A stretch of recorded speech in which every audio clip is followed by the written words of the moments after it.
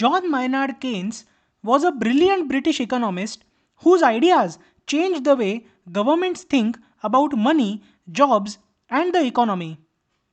Before him, people believed that the economy would always fix itself if left alone. But Keynes asked a very bold question: what if it doesn't? He came up with a whole new way of looking at economic problems, especially during times of crisis like the Great Depression of the 1930s when millions of people were unemployed. What are John Maynard Keynes' brilliant ideas and how did he save capitalism from extinction?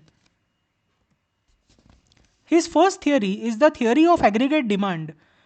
Keynes believed that the total spending in the economy by households, businesses, and the government is what really drives the economy.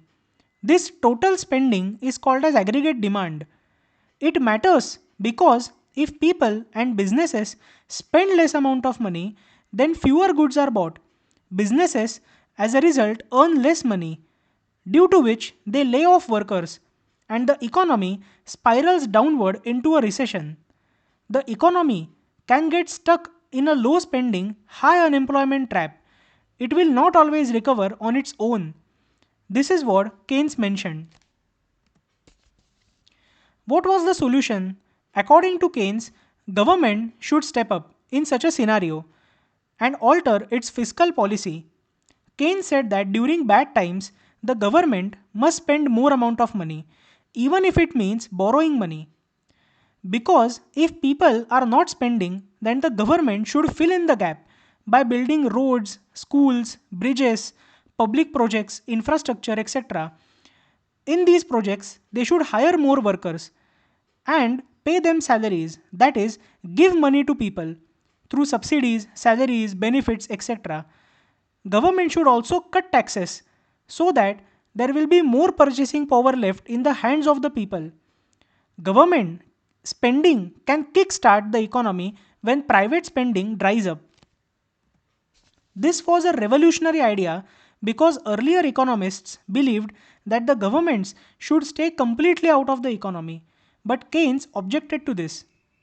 Keynes rejected the invisible hand of the economy during crisis. Classical economists believed in laissez-faire, let the economy be. They trusted the invisible hand of the market, the idea that markets always fix themselves. But Keynes strongly disagreed. He said that in the long run, we are all dead if we wait for the market to correct itself. He meant that waiting forever for the economy to fix itself is not helpful. People need jobs and relief in the present, which the government can do. He also gave the liquidity preference theory and explained why people hold on to their money. Keynes explained that people prefer to hold on to money instead of investing or spending it, especially during uncertain times.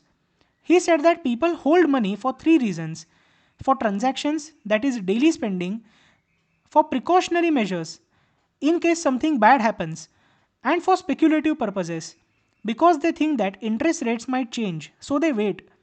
If everyone holds on to the money, the economy slows down even more, and this is called as the liquidity trap. To beat this, Keynes gave the concept of multiplier effect. Keynes said that when the government spends money, it creates a positive ripple effect. Government hires workers to build the bridge. That workers spend money at a shop. The shopkeeper earns more and hires someone else. That person also spends, and so on and so forth in the entire economy. $1 of government spending can lead to several dollars of economic activity. So the governments should spend more amount of money in infrastructure projects during times of recession and put more money in the hands of people and hire more people. They will spend money in turn and create more jobs, which will in turn create more jobs. Keynes also gave the idea of underemployment equilibrium. Keynes showed that the economy can settle into a stable situation with lots of unemployment and stay there unless something is done. Before Keynes, people thought that supply would always create its own demand, called Say's law, but he proved that wrong. He said that high unemployment will not always mean that people are lazy. It can mean that the system is broken. Keynes actually helped the world come out from the recession that had happened in the 1930s called the Great Depression.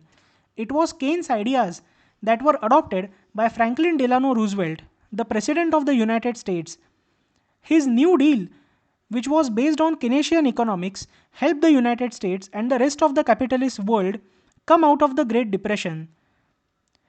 Communist ideas were getting popular in those economies in the 1930s due to failure of the capitalist system, but it was John Maynard Keynes' ideas which provided a middle ground wherein government invested money in the economy but at the same time allowed private businesses to run. And because the Western economies came out of the Great Recession or the Great Depression of the 1930s, their confidence in the capitalist system was rejuvenated. In a way, Keynes saved capitalism. He created modern macroeconomics, the study of the whole economy. He gave rise to Keynesian economics. He inspired the use of fiscal policy, governments adjusting their spending to manage the economy. He also helped design the Bretton Woods system after World War II, which shaped the global financial system for decades. He saved capitalism from collapse by showing that smart government action could prevent depressions. Why does Keynes still matter? Whenever you hear about the government increasing their spending through fiscal policy to fight a recession, like say during COVID 19, that is Keynesian economics in action. His ideas have guided policies in almost all the countries of the world. Thank you so much for listening.